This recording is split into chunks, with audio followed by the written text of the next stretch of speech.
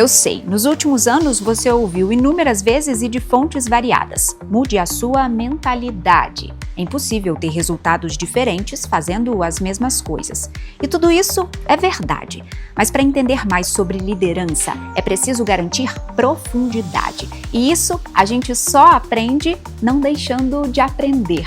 Parece clichê, redundante, mas no Café com Drummond de hoje você vai entender que não. Afinal, sempre é tempo de aprender um pouco mais.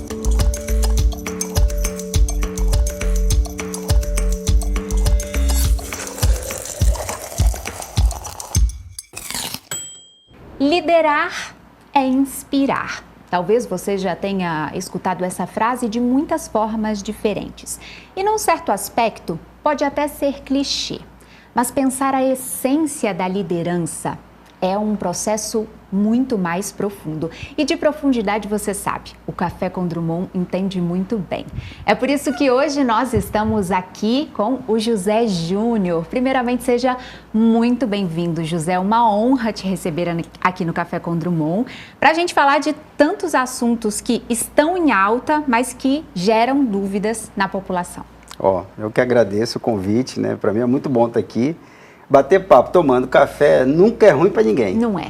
Então, já estou me sentindo assim em casa. Pois pronto, este é o objetivo. A gente está num estúdio por mera formalidade, é só para ficar a iluminação bonita, mas a ideia é realmente fazer com que o público sinta que estamos tomando um café na sala de casa. José, eu sempre gosto de começar com aquela pergunta que faz a população entender por que é que esta pessoa está aqui falando sobre este assunto. Então, de forma muito genuína, eu queria que você se apresentasse para a nossa audiência. Tá bom. Então, pessoal, boa tarde. Eu sou o José Júnior. Eu sou do Maranhão, sou de São Luís do Maranhão. Eu sou filho da Dona Ivonete, do José Raimundo. E é uma relação que, como acontece em muitas casas do Brasil, eu nasci e fui criado pela minha mãe. E eu digo sempre que o Brasil, de uma forma geral, a gente fala tanto de empoderamento feminino, e quando eu olho a história do Brasil, quando eu olho o Brasil nessa construção social, eu vejo tanto poder feminino nessa sociedade, que a minha mãe foi aquela guerreira que me deixava em casa com a minha irmã mais velha, saía para trabalhar e voltava no final do dia. Então eu sou filho dessa relação, criado por duas mulheres que me ajudaram demais. Porque a gente nasceu e eu fui criado na periferia do Maranhão. Então, numa realidade que o crime era muito presente, droga muito presente. Eu digo que eu sou hoje, eu fui contra a estatística, porque eu já perdi para lá de 50% dos meus amigos precocemente por crime. Né? E há 2 anos eu recebi a última notícia de um grande amigo dessa realidade, que também se foi, e fiquei muito triste com isso. Né? E eu tive essas mulheres na minha vida, que foi quem foi sempre a minha proteção, para dizer para o crime, esse não é o meu lugar. Porque na realidade em que eu vim, quando você termina ali o ensino médio, a verdade é que muita gente olha e diz, o que eu posso fazer mais da vida? O que vai ser de mim agora? Então eu sou essa pessoa que encontrei com a Sueli num cursinho pré-vestibular, e ali com 18 anos rolou uma química e já vamos aí para quase 20 anos de casados. Somos pai do Pedro Henrique, que já tem 18 anos, está aí já entrando nesse mundo também, estudando muito para o Enem. E a gente mudou do Maranhão para o Pará e estamos aqui já há 5 anos adorando essa terra. Quem não ama o Pará, né, minha gente? Eu falo que quem não ama é porque não se deu ao prazer de encantar.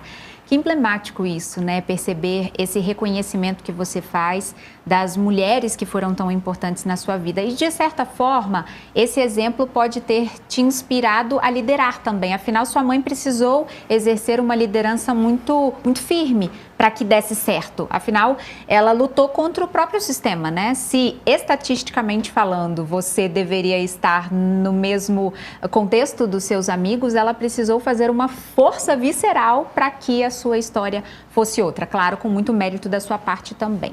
Em que momento, José, você começou a pensar sobre carreira? Eu entendo que nascer numa periferia, dentro de um estado como o Maranhão, que infelizmente é muito machucado nesse aspecto, né? e a gente percebe que existem muitos problemas relacionados a isso. Em que momento você começou a pensar que a sua carreira poderia ser também uma válvula de escape ou, quem sabe, um degrau para alcançar outros lugares não imaginados para a sua realidade? Eu acho que tem uma palavra que é muito importante e que casa muito com essa realidade que eu vivi, que é acesso. Ter acesso não é algo mais simples. É uma coisa bem complexa quando a gente fala em ter acesso, porque, querendo ou não, o meio em que você está inserido, ele te influencia. Enquanto eu estava inserido dentro do meu bairro, em que se falava de gangue, se falava de tráfego, em que ninguém falava de ficar horas estudando, ninguém falava de uma capacitação, você ia para a escola por obrigação, porque os seus pais te obrigavam a ir para a escola. Não é que você ficasse o dia inteiro enfesado lá, zangado dentro da escola. Mas quando é que isso muda? Isso muda porque eu tive alguma pessoa que me influenciou muito e que serviu de inspiração, que é a minha irmã, a Tiziana. A Tiziana, ela estudava muito. É a típica CDF. E no ano em que ela prestou vestibular, ela passou para os 2 vestibulares. Uau. Ela passou para o vestibular da Federal e passou para o vestibular da Estadual. E era o ano em que eu entraria no ensino médio. E ela disse, olha, tu vai ter que passar.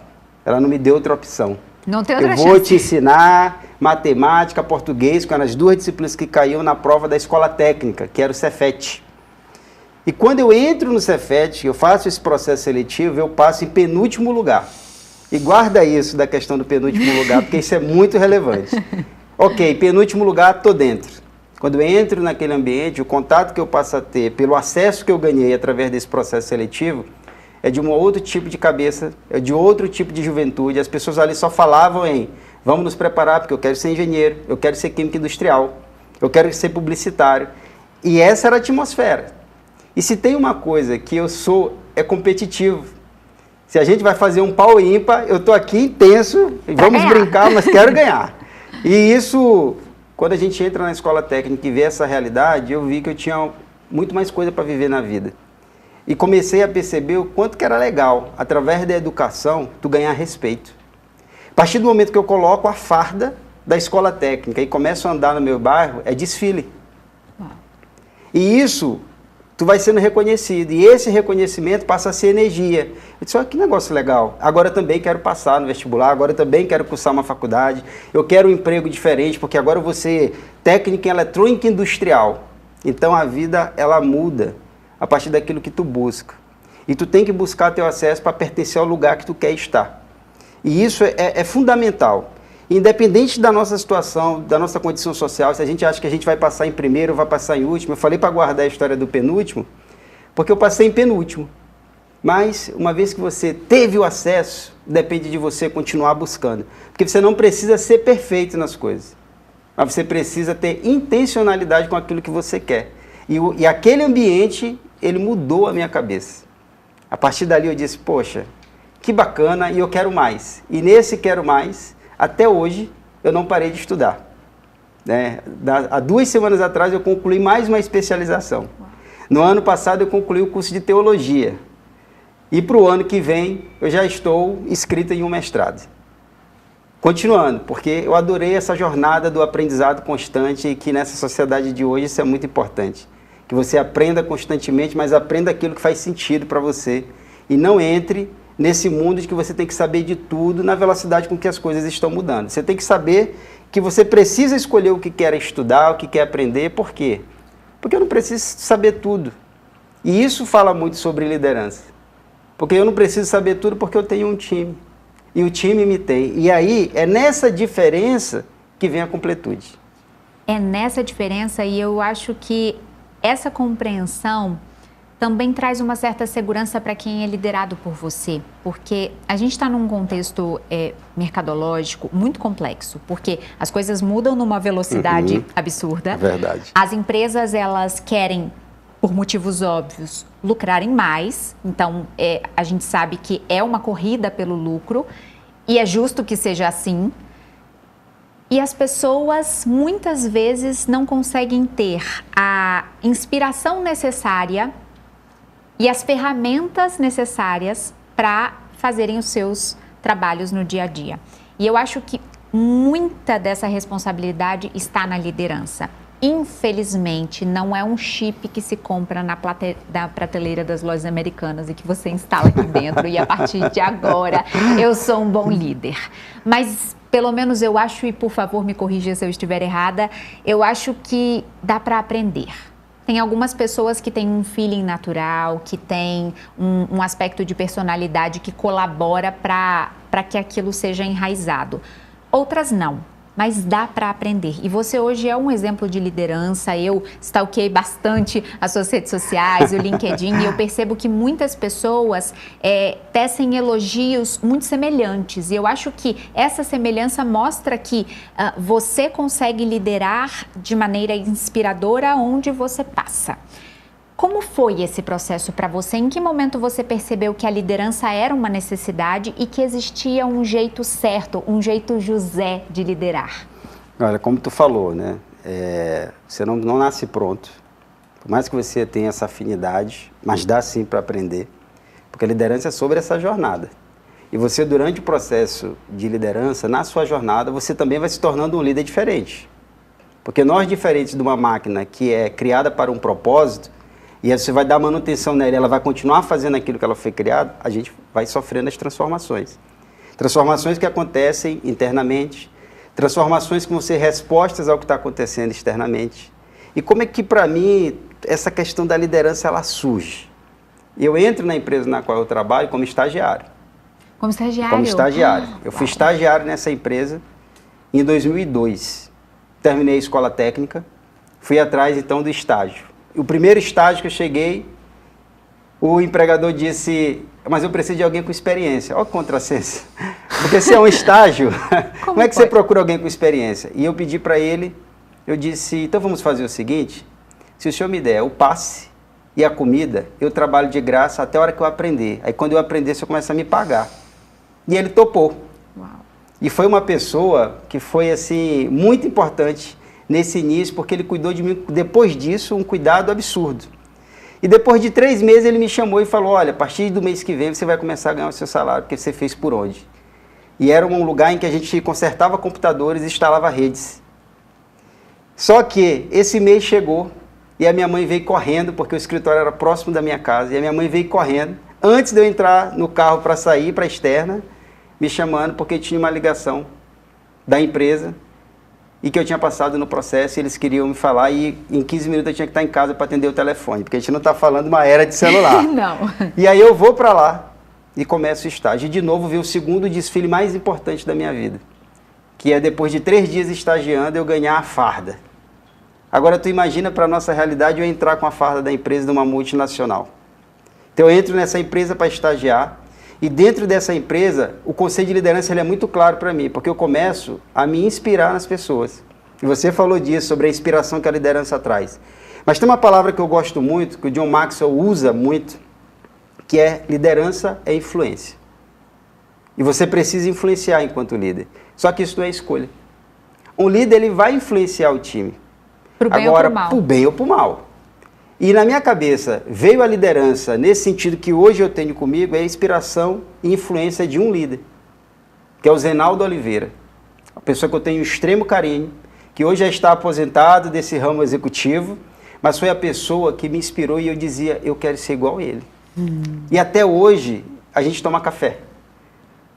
Porque eu levo para ele o que eu estou vivendo, escuto dele o que ele já passou daquilo que eu estou vivendo e a gente vai fazendo troca. E ao longo desse processo, as coisas vão acontecendo, você vai passando por dias ruins, você vai passando por dias bons. A liderança não é esse glamour que muitas das vezes as revistas vão mostrar os executivos na capa, as pessoas vão falar das suas realizações, mas tem hora que a liderança é aquele lugar da solidão. Nem tudo é tão romântico assim na liderança, mas o que aí importa é você ter muita consciência do seu processo. Agora, o que é importante você entender nisso? Muita gente, quando pensa em liderança, já se imagina liderando organizações. Só que isso é uma estrada. Você pode chegar a liderar organizações, você tem que liderar grupos, você lidera pessoas, mas a essência da liderança é você aprender a liderar-se. Essa é a grande dificuldade do dia de hoje. Líderes que não aprenderam a liderar-se. E quando você não entendeu isso, você não consegue estar em um estado de espírito de muita consciência do que você está fazendo, de poder dizer, olha, eu não tenho domínio sobre isso que está sendo proposto. Deixa eu perguntar para quem tem. Quando você não se conhece, quando você não entende que a sua rotina pode estar muito pesada e você já está em um estado de estresse elevado e isso está transbordando no teu time, e eu costumo dizer que se dentro do líder só tem barulho, ele não pode transbordar uma liderança que na essência seja um cuidado genuíno com as pessoas. Se dentro de você tem barulho, você vai transbordar barulho e o teu time vai perceber isso. Então liderança é influência, agora para o bem ou para o mal. E a essência disso é aprenda a liderar-se. Muita gente hoje no contexto de liderança, ou até mesmo profissionais da área técnica, eles têm buscado muito mais desenvolvimento de habilidades técnicas. Só que diante de tudo que está sendo exposto, com a velocidade que é, tudo vai mudando. Há 5 anos atrás, você liderava falando de Excel, de PowerPoint, de um analista que cuidava dessas coisas. Você pedia relatório para alguém construir para você. 5 anos depois, a gente está falando de conversar com uma inteligência que vai criar os relatórios para você. Agora, eu não posso, como líder, querer agora entender muito mais de inteligência artificial do que entender de comportamento humano. Porque liderar é sobre influência. E a influência não é o quanto que tu conhece de ferramentas técnicas, é do quanto que tu vai conseguir, de fato, inspirar o teu time, ser uma influência positiva para o teu time, mas isso parte de você se conhecer. Então, se tem uma dica de ouro, e que eu uso muito na minha vida, é investir em autoconhecimento. Porque essa não é a era da tecnologia. A tecnologia ela está aí, mas isso não é uma regra de negócio, de que todo mundo agora precisa entender só de tecnologia. A gente não pode perder a nossa humanidade, porque é aqui que está a nossa essência, a nossa criatividade. Eu digo que tecnologia é importante e eu não tiro mérito disso, mas para mim, a tecnologia mais exponencial que existe é a conexão humana. Se você parar para imaginar aqui, você ou você que está em casa, fechar os olhos e imaginar o que aconteceu de transformador na sociedade quando as pessoas se uniram em torno de um propósito. Porque o que é ser exponencial? É você conseguir desenvolver algo que seja útil e que seja usado por muitas pessoas e muita gente tem acesso a isso. A conexão humana é a tecnologia mais exponencial. E quando na liderança você não entende isso, você vai achar que a tecnologia que realmente importa é aquela que está por trás dos robôs, que está dentro dos computadores, que está no acesso, quando na verdade, você como líder, você faz parte de uma tecnologia que é a conexão de pessoas. E você não vai conseguir um resultado sozinho. Peter Drucker fala isso, que liderança é conseguir resultado através das pessoas, mas numa perspectiva do que o através é fazendo junto. Porque sozinho você vai ter tanto esforço, você pode até achar que vai ser rápido, mas você não vai longe. Tem muitas perguntas. Você me abriu aqui um triplex na cabeça, porque, de fato, falar sobre liderança parece muito simples, né? Só que, na prática, a gente sabe que essa influência, quando ela acontece de forma negativa, ela é capaz de se transformar numa célula cancerígena dentro de uma empresa e dentro de uma organização. E eu percebo que, muitas vezes, há uma certa dificuldade, seja de um time ou da própria instituição, de perceber quando essa má liderança permanece ali de forma muito sutil, no bom mineirês, comendo pelas beiradas, sabe? E quando a gente percebe, o caos já se instalou. A gente sabe que não é somente sobre liderar, é diferente de chefiar. Não é sobre a hierarquia, afinal a hierarquia ela precisa continuar existindo, porque o liderado, principalmente aquele que não tem aspiração de se tornar um líder no futuro, ele precisa de uma direção, ele precisa de alguém que pegue na mão e mostre, olha, o caminho é esse. Ele vai aumentando essa autonomia com o tempo, mas ele tem que ter essa direção de alguém que vai ser o escudo dele. E eu percebo que muitas pessoas ignoram uma das habilidades mais desejadas do mercado, que é a habilidade de resolver problemas complexos. Se existe o problema, existe a solução. Eu posso não enxergar agora, na hora, mas eu vou sentar, eu vou pensar, eu vou tomar uma xícara de café, meu marido vai fumar um cigarro e a gente vai chegar naquela conclusão de como é que a gente resolve o problema. Só que as pessoas fogem do problema. E aí vale tanto para líderes quanto para liderados. A famosa batata quente. Ah, mas a culpa é de fulano. E aí eu cruzo os braços e o negócio vai crescendo e virando um monstro gigante. Como é que você acha que esse contexto pode ser modificado dentro de uma organização, dentro de um setor, seja ele pequeno ou grande, sabendo que há um instinto das pessoas em jogar o problema para frente? Poxa, isso é muito atual. Só que isso não começou hoje, né? É muito atual. Eu tenho um estudo que virou uma palestra chamada Integridade e Influência na Liderança. E eu fui primeiro me amarrar como é que isso acontece ao longo dos anos e das décadas, dos séculos. Então, quando a gente pega Aristóteles, ele vai falar da polis como uma sociedade em que as pessoas vão chegar lá porque elas entenderam o que é virtude. Ao mesmo tempo que, se você quer fazer o contrário disso, você vai para os vícios. Então, virtude corresponde ao que tu chama de um ambiente em que as pessoas se conectam para resolver um problema sem querer empurrar a bola para o outro. Vício é um lugar em que o ambiente já não está legal. Porque se o ambiente estivesse legal, as pessoas não iam estar empurrando mais para as outras. Isso é um vício. Quando a gente vai para Peter Senge, ele vai falar de que o resultado que tu criou hoje, que tu deu como resposta, disso que era uma solução no hoje, amanhã ele pode ser um problema se você for aquela empresa que só apaga incêndio. Porque se tua empresa só apaga incêndio é porque a tua liderança também tem algum problema no sistema dela. Porque a gente não vai para o trabalho só para apagar incêndio. Quando a gente fala de complexidade, quando a gente fala de problemas complexos, é porque o mundo tem a sua complexidade. Não é que você tem que estar o tempo todo correndo atrás do problema para resolvê-lo.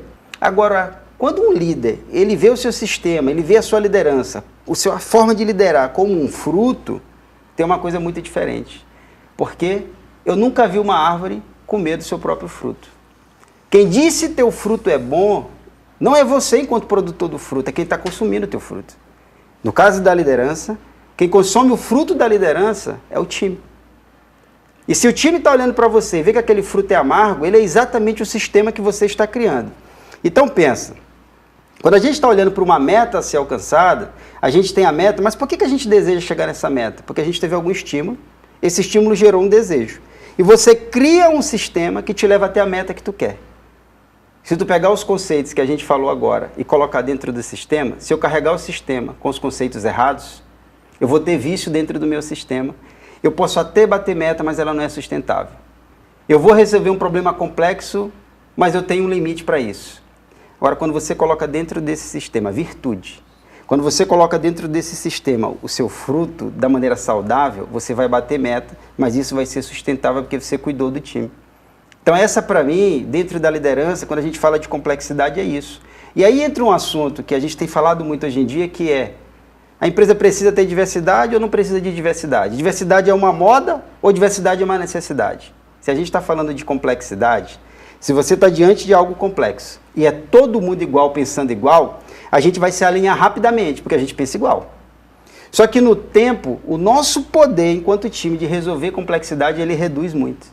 Agora, quando você coloca pessoas com ideias diferentes, elas no começo elas vão demorar a se alinhar. Mas pela pluralidade que você conseguiu colocar ao redor da mesa, olhando para aquele problema complexo, vocês saem com soluções maravilhosas. Então a diversidade, para um líder que é apaixonado por resolver problemas complexos, é indispensável. Eu fiz uma entrevista há uns 3 anos, mais ou menos, com o Roberto Pina. Roberto Pina é um empresário fantástico, ele foi CEO da Cielo e da Alelo por muitos anos. E eu nunca me esqueci de um insight que ele trouxe. Ele falou: Isis, num dos momentos de maior complexidade da empresa que eu liderava, eu percebia que o meu time não estava conectado comigo. E toda vez que eu chegava com uma demanda para eles, eles se afastavam. Era como se não tivesse conexão com a importância daquela demanda. E aí ele passou a fazer uma coisa. Toda reunião de conselho, toda reunião muito estratégica que ele ia como diretor, ele levava um liderado dele, que naquele contexto não teria, obviamente, voz, ele não opinaria, mas ele absorveria tudo que estava sendo cobrado ali. Nesse caso, ele resolveu 2 problemas. O primeiro é, as pessoas passaram a entender por que ele cobrava o que cobrava.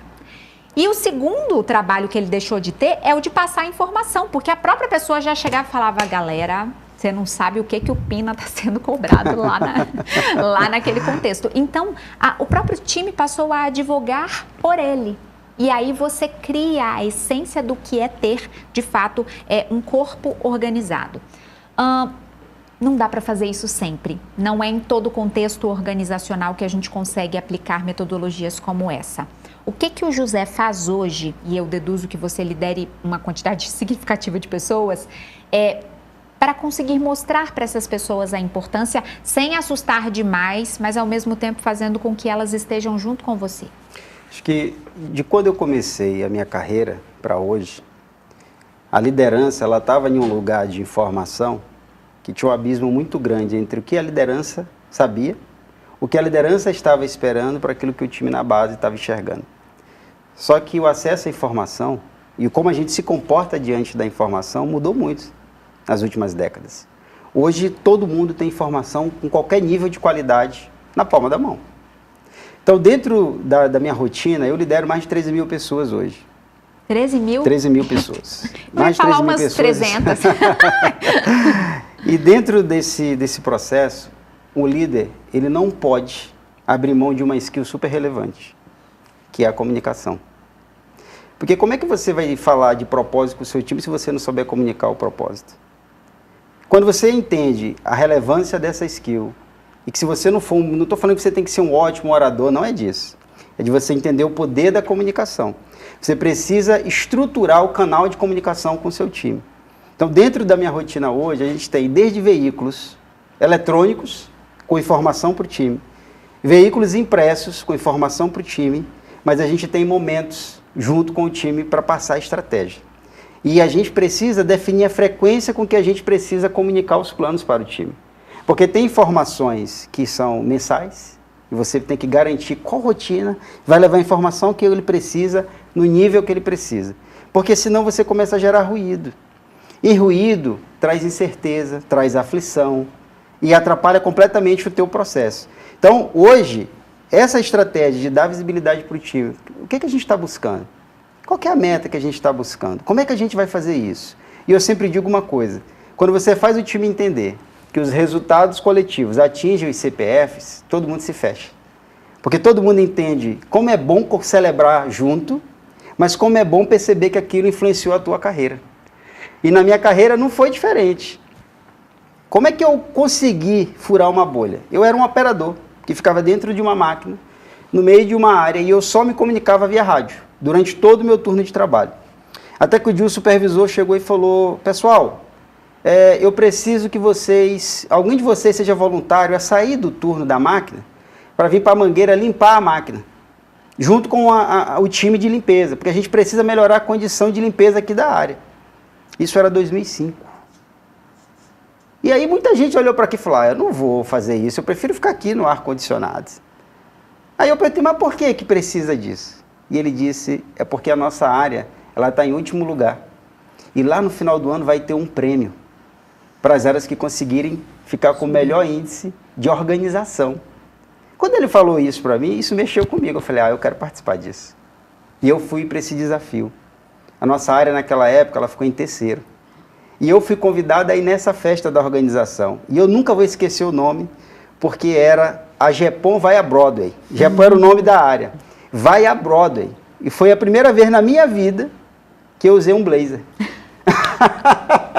Então isso foi tão marcante que quando terminou esse momento em que ele subiu no palco, ele me levou no palco para celebrar, ele voltou para mim e disse, a partir de hoje, você alcançou um outro status dentro dessa empresa. Eu quero que você saia do turno e venha me auxiliar no dia. E a partir dali, com uma ação de perceber isso, porque teve uma comunicação em que o líder quis comunicar e eu tive curiosidade de perguntar um pouco mais, ele mudou a minha carreira. Então esse é o poder da comunicação. Anotou? Eu espero que esteja com um bloquinho de notas nesse momento aí, justamente para que a gente entenda o poder, a potência disso tudo. Nem era um objetivo entrar de forma aprofundada na comunicação, mas é sobre isso que eu quero falar no próximo bloco, porque eu acho que as pessoas precisam dessa atenção. Portanto, você que está aí do outro lado, não saia daí, o Café com Drummond volta em instantes.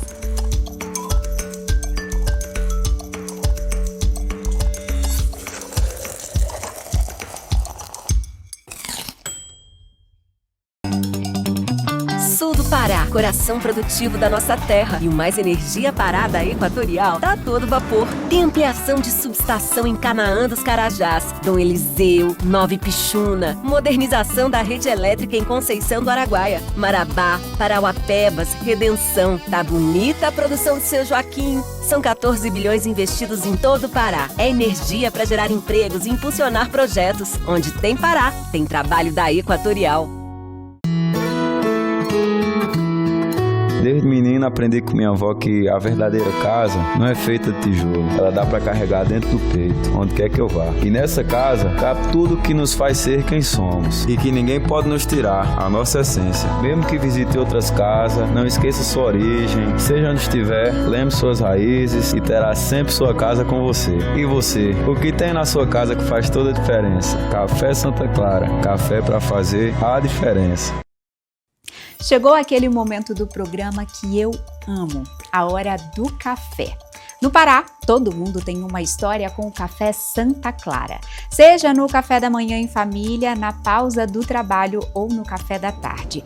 Há mais de 65 anos acompanhando os paraenses com sabor e qualidade que fazem parte da nossa rotina. E tem uma linha completa para todos os gostos e ocasiões. Cafés tradicionais, cafés especiais, solúveis, cápsulas, cappuccinos e muito mais. Eu já estou aqui e garanti o meu café coado. Uma delícia, né? Olha, com o café Santa Clara, a diferença é clara. Já estamos de volta com a sua dose de diálogo e inspiração. É o Café com Drummond, hoje com o José Júnior. José, falávamos no último bloco sobre a comunicação. Eu evito, às vezes, puxar esse tema para as pessoas não acharem que eu estou puxando sardinha para a minha área de especialidade. Mas eu acho que a comunicação ela é transversal para todas as áreas. E eu bato muito nessa tecla, inclusive com a minha equipe, porque uma comunicação eficiente, uma comunicação clara, ela dá trabalho. Porque se a gente for olhar o conceito da comunicação não violenta, por exemplo, eu preciso trocar uma frase imperativa muito objetiva, que é faça isso, resolva algo, me dê o relatório, por um parágrafo mais complexo que fala sobre o sentimento, que fala sobre o contexto e que traz uma ação prática muito mais planejada. E muitas vezes o líder ele não está disposto a fazer isso, principalmente aquele líder que foi promovido à liderança porque entregava bons resultados técnicos. E eu acho que esse é um grande erro nas organizações. E acontece. Você premia a pessoa como um líder simplesmente porque ela entregava um bom trabalho técnico. E uma coisa não tem nada a ver com a outra. Você pode ser um exímio técnico, mas você pode não ter perfil para liderança. E o contrário também acontece. Como que você enxerga esse processo comunicacional que é mais complexo, que é mais difícil, que dá mais trabalho, mas que, pelo menos ao meu ver, é tão necessário dentro das organizações? E é um processo que ele também vem evoluindo. Porque pensa, antes, um líder, ele precisava comunicar com clareza. Porque senão as pessoas iam fazer o inverso do que ele estava pedindo. E ok, fui claro, é quase uma ordem. Olha, faça isso. Você entendeu? Eu entendi, então faça. Aí você ia fazer. Com o tempo, a gente começou a exigir da liderança de uma maneira, sem verbalizar, mas está ali presente pela evolução, que além de ser clara a comunicação, ela precisa ter coerência. Eu não posso dizer para você, faça isso, e eu fazer uma coisa completamente diferente. Olha, o comportamento padrão é esse. Se você for entrar num carro, bote o cinto de segurança, e aí no fim de semana você passa por mim, que sou seu líder, e eu estou sem cinto. Eu fui claro na minha comunicação, mas cadê a coerência? E aí, a gente dá mais um passo nessa evolução e chega no ponto que tu trouxe. Eu tenho que ser claro, eu tenho que ter coerência, mas eu tenho que gerar conexão. E eu gero conexão a depender de como eu estou colocando essa informação dentro do canal. Então, de comunicar de uma forma que não seja violenta, faz parte de gerar conexão. Tu imagina hoje, numa sociedade que é racista, o Júnior, um homem preto de pele retinta. E você está numa reunião, seja na escola, seja na empresa, seja no bairro, e as pessoas usarem o termo como, olha, neguinho vai fazer bobagem. Por mais que ali dentro desse contexto todo tenha clareza nessa comunicação, não é coerente mais e não gera conexão em mim. E a pessoa já me perde. Dentro das organizações, e aí eu não estou falando de só organizações privadas, eu estou falando em todas as organizações, o líder precisa entender essa evolução no processo de comunicação. Porque se liderança é influência, como é que eu não posso gerar influência numa comunicação que te agride? Então, a gente falou anteriormente sobre essa questão do líder ficar preocupado muito mais se a tecnologia vai roubar o lugar dele. As pessoas estão muito preocupadas com isso e a gente está vendo em alguns processos uma desumanização, que para mim é muito triste. Semana passada a gente teve um debate no mundo sobre um assassinato. Ah, é correto porque é de direita, porque é de esquerda. E eu olhava para aquilo tudo e eu dizia assim, gente, mas como celebrar uma morte não tem nada a ver com direita ou esquerda, tem a ver com a desumanização. Então, na comunicação, a gente precisa entender isso. A comunicação, ela é algo que é do humano. E como é que eu vou fazer essa comunicação de uma maneira humanizada? Imagina que você trabalha comigo e você fez um processo que, no final das contas, não entregou o resultado que eu esperava. Como é que eu comunico isso para ti, no final, fazendo um compromisso com você, de que você vai sair daquela situação, vai para a situação melhor, mas que eu estou aqui como teu líder? Porque eu preciso comunicar isso para ti. Quando eu, como líder, chego para você e digo, olha, não está satisfatório, você precisa arrumar uma forma de melhorar esse resultado e dou as costas, eu fiz, que processo é esse? Esse é um processo de comunicação? Que conexão que eu gerei aí? Nenhuma. Que influência eu vou ter aí? Esse sistema está doente ou esse sistema está saudável? E a forma com que a gente se comunica fala muito sobre o nosso sistema. Então eu volto a dizer, se tem uma skill que a liderança precisa se desenvolver, é essa arte de comunicar. Ai, gente, isso é fantástico. É uma pena que muitos líderes não tenham esse feeling.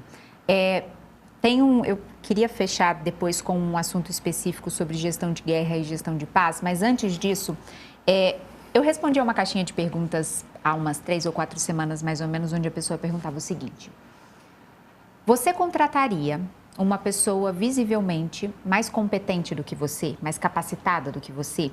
E aí a pessoa mandou lá no direct qual era a situação dela, dizendo que ela era gestora numa empresa em Brasília e que nesse processo de gestão ela precisava fazer uma contratação, recebeu um currículo maravilhoso, fez a entrevista, foi espetacular, só que ela ficou com medo de contratar, porque ela falou, é um homem, a gente sabe que para a mulher muitas vezes o processo é mais árduo, você precisa se provar muitas vezes e eu tô com medo de contratá-lo e ele roubar o meu lugar.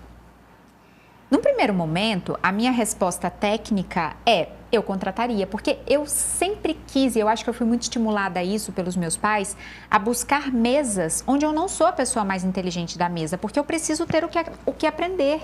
Se eu estou ali num contexto e eu sou celebrada como a gênia, significa que todo mundo está crescendo, mas eu estou ali estagnada. Então, eu adoro estar ao lado de pessoas que pensam em profundidade, que têm ideias distintas à minha, talvez não para mudar a minha ideia, mas para eu entender o mundo sob uma outra perspectiva, numa outra lógica, com uma lente de uma cor diferente. Eu acho que isso faz todo sentido. Então, eu acho que eu fui naturalmente construindo a minha carreira para ter a segurança necessária para contratar pessoas mais competentes do que eu e saber que se em algum momento essa substituição acontecer, ou vai ter sido uma falha minha, ou é uma falha do processo empresarial e aquele lugar já não me merece mais. Qual é a sua visão sobre isso? Contrata ou não contrata alguém mais competente? Olha, eu acho que isso fala muito sobre quem está recrutando. As últimas movimentações que eu tive na minha carreira foi deixando um sucessor, porque isso faz parte do processo. Quem te disse que uma pessoa que você contrata, que tem habilidades que podem te ajudar, e que tu olha para ela e diz, olha, até melhor do que a minha. Quem te disse que ela ocupar o teu lugar quer dizer que tu ficou estagnado? E se através do resultado que esse time vai gerar, tu dê um passo para cima, tem um processo de expansão na tua carreira. Porque como você disse, um aprendizado contínuo, ele hoje é posto para a gente de maneira mais natural possível. Eu tenho que continuar sempre aprendendo. Como é que eu vou aprender se eu estou em um lugar em que quando eu falo, todo mundo só ouve e ninguém traz o debate para a mesa? Então, quando eu estou diante de uma contratação, primeiro, eu olho para o desafio que eu tenho. Esse desafio, ele vai dizer que eu preciso de quê? Qual competência eu preciso aqui para resolver esse desafio? Imagina que hoje, por exemplo, surgisse um desafio que passasse por uma solução com inteligência artificial. Júnior, coordena esse projeto. Eu não entendo nada de inteligência artificial, tecnicamente falando. Então eu vou no mercado atrás de uma pessoa que entenda. E de bobeira ali no recrutamento, eu percebo que essa pessoa tem outras habilidades, como uma comunicação maravilhosa, um personal brand pesado. Eu olho para isso e digo, melhor que eu. É o cenário ideal. O que eu não recomendo fazer é você olhar para uma pessoa que o desafio é muito pequeno para aquela pessoa. Porque eu já passei por várias situações na minha carreira de contratar, a pessoa chega, porque ela está ali em busca de uma recolocação, quando ela olha para o desafio, ela cai numa zona de desmotivação. Porque ela olha para aquele desafio como minúsculo, diante de coisas que ela já passou. Então eu olho para o desafio. Agora, tudo que eu busco na minha carreira é ter pessoas melhores que eu no meu time. E eu brinco com o meu time, que eu digo, olha pessoal, vocês estão aqui para me tornar de férias 365 dias no ano. Eu brinco que o líder tira férias quando o time dele está bem treinado, quando as competências que você precisa para resolver o desafio estão instaladas e quando você garante que dentro desse time, quando ele senta à mesa contigo, existe segurança psicológica. Porque eu tenho visto bem um outro processo que é, eu coloco as pessoas na mesa, mas elas não têm lugar de fala. O tempo que elas vão ouvir é infinitamente maior do que o tempo que elas vão propor as suas ideias. E isso parte de um líder que pensa em ter medo de um time que possa se sobressair. Aí você está se colocando numa zona que é de um mindset fixo. De, olha, se essa pessoa é boa, ela vai pegar o meu lugar. E o quanto que tu pode trocar com ela e melhorar o teu desempenho? Então, como líder, o meu objetivo não é ser melhor do que meu time. Como líder, o meu objetivo é alcançar o resultado com aquele time. E como eu disse anteriormente, quando a gente faz isso, o resultado coletivo aparece, mas ele atinge o CPF de cada pessoa. Então a minha recomendação é igual a sua. Contrate. Contrate porque vai ser bom para o time e vai ser bom para você. Os dois vão crescer, né? Eu falo muito isso com o meu time. Eu falo, gente, eu sou escudo. Aconteceu alguma coisa errada, eu não vou surtar. Eu preciso entender o que está acontecendo para que a gente chegue numa solução em conjunto. Ah, o problema virou recorrente, entendemos que o primeiro processo não gerou o aprendizado necessário? Beleza. Num segundo momento, o que a gente precisa fazer? Quais vão ser os caminhos? Mas sempre numa proposição muito conjunta. Porque se o mundo ideal fosse um mundo composto somente por pessoas iguais a mim, o mundo seria chato. Exatamente. Se eu fosse perfeita, eu teria casado com alguém semelhante a mim. E quando eu e meu marido estamos um frente ao outro, por mais que as ideias se conectem, nós somos pessoas distintas. São dois ecossistemas. Totalmente diferentes. Ele é objetivo, ele é claro. Eu dou volta. e é uma delícia justamente porque a gente consegue criar a melhor conexão entre uma coisa e outra, sabe? E passar a admirar. E eu acho que num time, essa admiração também é fundamental. Você precisa admirar o seu liderado, você precisa olhar para ele e falar, caramba, quão competente ele é. E que bom que ele tem uma competência que eu não tenho. E que aqui eu estou tendo o privilégio de direcionar a carreira dessa pessoa que é tão incrível para que ela alcance lugares ainda maiores. Só que esse senso de maturidade é muito difícil da gente encontrar nas organizações. E aí eu falo principalmente em organizações como uma multinacional, a que você trabalha, porque são muitas pessoas. E os processos, eles acabam se tornando padronizados para facilitar o processo e fica difícil olhar no 1 a 1. Então eu deduzo que seja um caminho muito árduo nesse contexto para você. E para isso eu queria falar justamente sobre esses dois conceitos de gestor de guerra e gestor de paz. Isso vem de um livro que eu gosto muito, que se chama O Lado Difícil das Situações Difíceis, que fala sobre a guerrilha do líder. No momento de paz, a empresa prospera, os números estão ótimos, as coisas estão acontecendo da melhor maneira possível.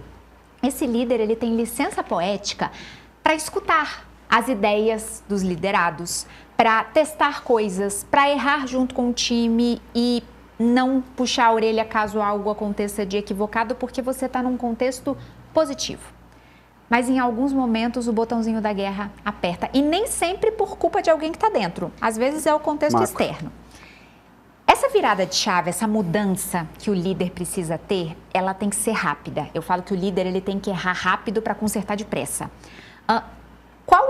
Você acha que existe uma ferramenta, que existe um jeito, um processo para que esse líder saiba a hora de vestir a skin do gestor de guerra e do gestor de paz e deixar isso claro para a equipe?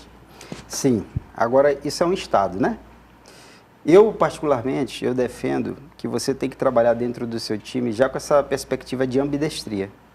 Eu tenho um processo, que eu vou chamar ele de um processo principal, que é o que está mantendo a empresa em paz, mas, ao mesmo tempo, eu estou monitorando o tempo todo o que tem no microgerenciamento do meu contexto e no macrogerenciamento do meu contexto.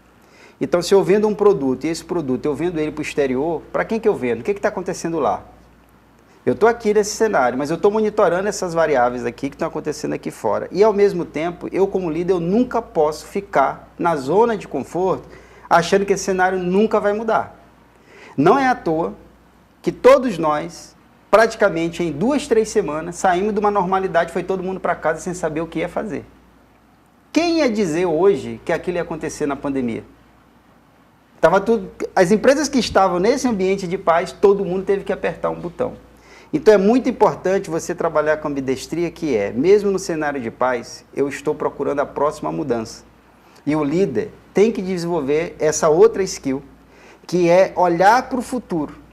Olhar para o futuro, para quê? Porque quando você imagina futuros, você começa a trabalhar na construção deles. Você não fica olhando para futuros para tentar adivinhar o que vai acontecer, mas é para você começar a trabalhar para construí-lo. E aí vem a ambidestria, que é desse lado, eu estou trabalhando em hipóteses que podem mudar, eu estou puxando o trabalho para esse lado aqui. Então o líder, ele tem que apertar esse botão? Sim. Só que o ideal é que ele não aperte esse botão quando a emergência aparece. Ele tem que ter um sistema de gestão que monitore o que está acontecendo internamente e externamente dentro da organização dele. Para que ele se mantenha sempre na zona de conforto e na zona do desconforto, que é a zona em que a gente expande. E eu gosto de ter dentro do time uma divisão de pessoas que estão olhando curto prazo, de pessoas que estão olhando mais para médio e longo prazo. Quando isso acontece, as variáveis vão mudando e você vai tendo mais rapidez na resposta, porque você não estava parado esperando o cenário mudar. Então, é uma habilidade que a gente precisa ter. O que pode acontecer? O que pode acontecer hoje? A gente está aqui num programa, tá, mas o que está vindo aí pela frente? Tu deve imaginar isso, mas o que eu preciso fazer? Como é que a minha audiência está? Mesmo que hoje tenha uma ótima audiência. Você está ali, então eu acho que hoje o mundo está mudando tão rápido que o líder é como se ele tivesse com os 2 botões apertados. E eu acho que ter essa noção espacial macro é fundamental, porque você começa a ter previsibilidade. Você não sabe de onde vem a crise, mas você sabe que ela vai chegar. Você não sabe quem é que vai apertar o botão, mas você sabe que em algum momento ele vai estar apertado. Exatamente. E você precisa ter esse senso, até para não enlouquecer a sua própria equipe. Porque se você não tem essa previsibilidade, qualquer mudança te tira do prumo. E você, estressado, vai estressar todos os outros, porque vão falar, gente, se quem era para me proteger está nesse estágio... Acabou a direção, né? Que eu tenho que dar para o time, eu perco essa direção porque eu não me preparei para isso. É a história do sapo fervido. Que você pegar o sapo, colocar ele na água fria e ligar a boca do fogão. E o sapo vai morrer ali e não vai pular. Porque ele não vai percebendo a temperatura mudar até que quando ele percebe já está morto ali. Então, como líder, nós não podemos cair nesse contexto do sapo fervido. A gente tem que estar o tempo todo se provocando. Eu costumo dizer para o meu time assim, vamos aprender a criar as nossas próprias crises, para que a gente saia dela com muito mais consciência. Porque se você não está se preparando para uma crise, eu não estou dizendo que crise é um cenário que você vai entrar numa zona de depressão, não é nada disso. Quando eu falo de crise, eu estou falando em mudança. E se tem uma coisa que é constante hoje, é que tudo vai mudar. O tempo todo. É a única coisa que é constante, é a mudança. Então não seja aquele líder que chegou no cenário perfeito e ali ficou. Até porque eu uso a analogia da academia. Se você quer que seu músculo cresça, você vai para a academia e ele cresce quando dói, né? Porque você vai ali levando esse músculo à fadiga. O que eu traduzo dessa fadiga quando eu estou fazendo exercício físico e trago isso para dentro da organização, é eu provocando em tempo inteiro como que eu posso ser melhor. Porque se eu me acostumar com aquele cenário, eu vou ficar parado e quando eu me der conta, eu já perdi. E aí está cheio de exemplo no mercado de empresas que desapareceram porque não conseguiram entender que mudar é preciso. O exemplo mais clássico para mim é o da Kodak, né? Que descobriu a tecnologia da câmera digital, deixou engavetada porque acreditava que ela não venderia mais filmes fotográficos, para quem é dessa época e se lembra. E, obviamente, meses depois, alguém descobriu a mesma tecnologia. Hoje, a Kodak existe ainda, mas como alguns equipamentos químicos. Perdeu o time. Perdeu o time. E estava lá, ela tinha a tecnologia na mão. Exatamente. José, eu teria muitas outras perguntas para você. É uma pena que o nosso tempo esteja acabando, mas eu não queria deixar de pedir para que você deixasse um insight, um impulso para essa juventude. Eu percebo que a gente está num contexto mercadológico muito separado. A nossa geração e as gerações mais velhas, elas estão com uma certa repulsa da tal da Gen Z, que chega agora com uma mudança comportamental muito grande. De fato, é uma geração mais fragilizada, uma geração mais sensível às frustrações, mas também é uma geração que tem muitas potências por outros tantos motivos. O que você diria para esse excesso de imediatismo que essa geração tem, que a gente escuta o tempo todo assim, tá, eu entrei como estagiário hoje, como é que eu faço para virar gerente amanhã? As pessoas têm pressa, têm uma sede exagerada e elas não querem vivenciar o processo. E eu acho que essa é uma das principais dores que fragiliza e torna as nossas relações, como diz Bauman, mais líquidas. O que você diria para essas pessoas, para essa juventude que tem tanta potência, já nasceu com a tecnologia nas mãos, mas perde para a própria consciência? O maior conselho que eu posso dar para essa juventude é que eles aprendam a desfrutar do caminho. Porque tem pessoas que vivem a vida achando que o sucesso delas é quando elas conseguirem um emprego. Aí ela consegue um emprego, o sucesso dela agora é quando nesse emprego ela se tornar um líder, e que é tudo rápido. E ela vai galgando esses cargos até que ela diz assim, olha, minha felicidade, o meu sucesso é quando eu de fato aposentar, depois de 40, 50 anos trabalhando. E nós já tivemos uma geração assim. A gente já teve, por exemplo, a geração X, que a minha felicidade está lá no fim. Eu acho que hoje, o que nós também estamos aprendendo e estamos buscando é que a gente tem que desfrutar do caminho. Eu digo que eu vivo cada fase da minha vida da maneira mais intensa que eu posso. Porque todas as vezes que eu paro para pensar o que eu já passei, eu me vejo com tantos pensamentos legais. Tem dias em que eu digo assim, olha, se eu pudesse voltar naquele dia, eu acho que eu teria aproveitado ele até melhor. Isso não quer dizer que o cenário era um cenário perfeito, mas é o que nós somos, é como nós nos relacionamos. Então a vida vai passar muito rápido. Aprenda a desfrutar dos momentos. Eu, na minha carreira, meu pensamento nunca foi isolado no próximo passo de carreira. O meu pensamento qual desafio eu tenho na mão e o que eu posso entregar para gerar legado. Então, quantas transformações estão hoje diante dos meus olhos e que às vezes eu não me dou conta, eu não percebo, eu não trato dela como eu deveria, porque eu estou pensando no futuro, no imediatismo. Quando, na verdade, você pode deixar um legado. E isso me realiza muito. Deixar legado me realiza demais. No meu trabalho atual, eu estou com 3 desafios e eu comuniquei isso para o time. Nós somos a geração desses 3 desafios. Então, antes da gente se apressar em pensar em próximo passo, vamos entregar esses 3 desafios porque eles vão destravar valor financeiro, vão destravar valor de clima, vão destravar valor na nossa carreira porque a gente vai crescer, porque são 3 grandes marcos e eu digo para eles, eu não sei quando eu terei a oportunidade de ter 3 desafios dessa magnitude diante dos meus olhos e eu com poder de ação. Então, desfrutem desse momento, é o meu conselho, desfrutem do que vocês estão vivendo.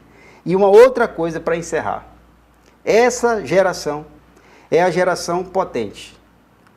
E nós temos que ajudar essa geração a fazer essa travessia do que é o mundo idealizado, do que é o mundo real.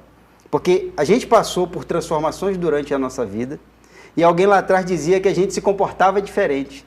E eu estou dizendo que a única diferença do que acontecia há 50 anos atrás para o que está acontecendo agora, é que a nossa expectativa de vida aumentou e a gente está tendo, como nunca antes, várias gerações convivendo simultaneamente. Mas, de novo, se a gente centrar em viver como seres humanos, através de conexões verdadeiras, a gente vai conseguir ajudar uns aos outros. E eu não posso, como um homem de 41 anos, abrir mão da potência que essa geração que está vindo aí está trazendo para a gente. Então, o que eu puder fazer para ajudar, eu vou fazer para ajudar. E eu já estou aprendendo muito com essa geração. Então, vamos todos desfrutar do caminho, porque é assim que a gente vai se realizando. Ai, gente, e sabendo que nesse caminho tem pedras, como diria Drummond, sabendo que a gente vai ultrapassar os obstáculos, mas que eles serão, inclusive, necessários para a nossa construção e para o nosso desenvolvimento. José, muito obrigada pela sua generosidade, pelo seu brilhantismo. Eu estou muito impressionada. Eu já sabia da potência pelo que eu via pelas redes sociais, mas é muito bom estar aqui frente a você, podendo absorver um pouquinho de tamanha inteligência. Espero que a gente tenha outros tantos momentos para desfrutar de um bom café e também de um papo como esse. Obrigada, de verdade. Eu que agradeço por estar aqui e sempre que precisar, posso voltar. Tá? Foi uma honra estar aqui, foi um papo muito bacana e que aquece o coração. Então nada melhor do que poder desfrutar de momentos como esse, porque como eu disse, vamos desfrutar do caminho e aqui eu estou desfrutando junto contigo. Muito obrigado. Ai, gente, olha, mas o Café com Drummond ainda não acabou não, viu? Tem aquele quadro que você ama no próximo bloco. Portanto, não saia daí, mas aproveita o intervalo para colocar na mente e no papel tudo que você vai fazer de mudança com os insights que o José trouxe pra gente. Até mais.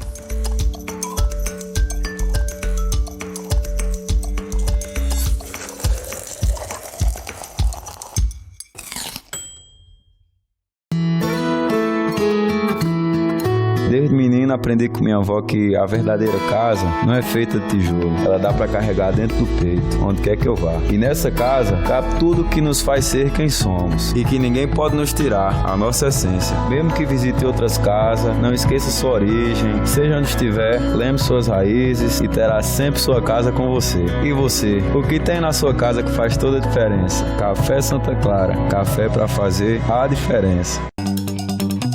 Sul do Pará, coração produtivo da nossa terra e o mais energia parada equatorial tá a todo vapor. Tem ampliação de subestação em Canaã dos Carajás, Dom Eliseu, Nova Ipixuna, modernização da rede elétrica em Conceição do Araguaia, Marabá, Parauapebas, Redenção. Tá bonita a produção de Seu Joaquim. São 14 bilhões investidos em todo o Pará. É energia para gerar empregos e impulsionar projetos. Onde tem Pará, tem trabalho da Equatorial.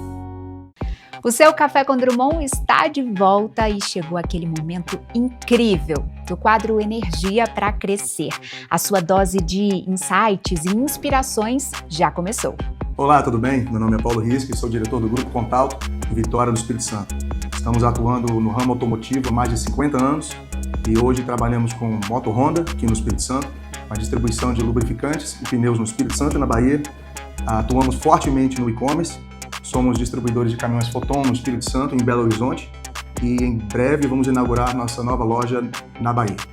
Trabalhamos também com reparo automotivo, com uma rede crescente de autocenters aqui no Espírito Santo e na venda de consórcio, e é um prazer estar aqui no Café com Drummond. E hoje eu gostaria de falar de algumas ideias bem práticas sobre o que eu aprendi nos últimos anos, após o falecimento do meu pai, que foi o fundador da empresa, e que estou aqui à frente do Grupo Contalto juntamente com meu irmão.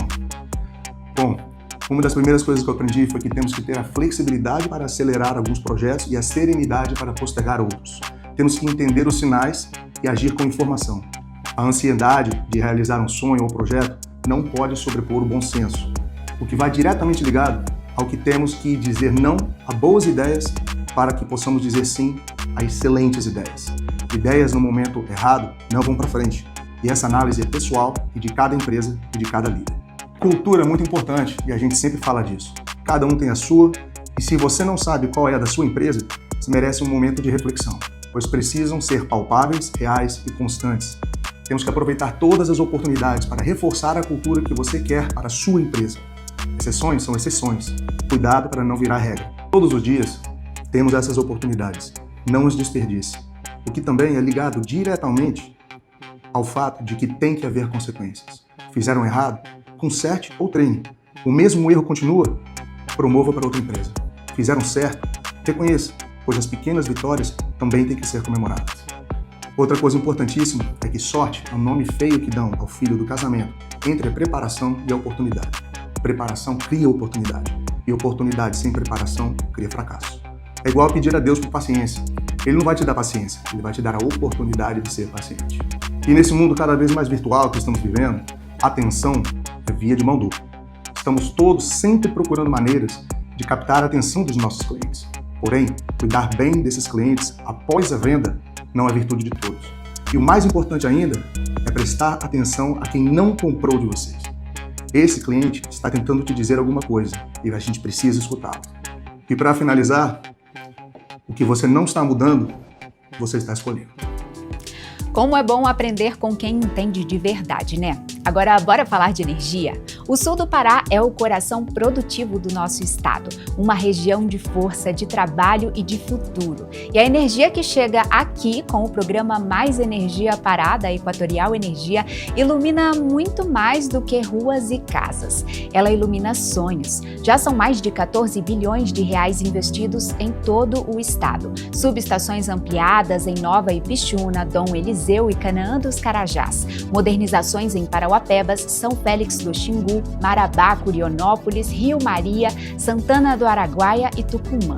São obras que fazem a diferença no comércio que cresce, nas escolas e para as famílias que vivem com mais conforto e segurança.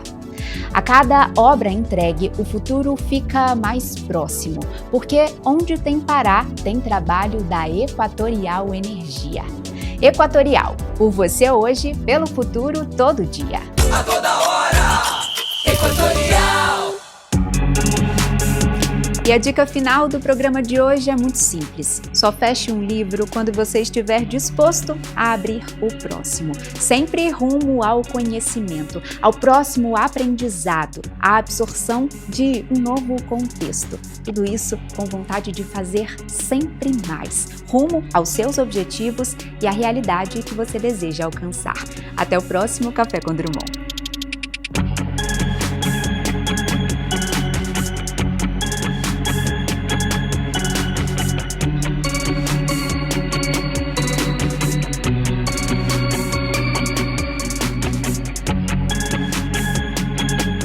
Café com Drummond, patrocínio Equatorial.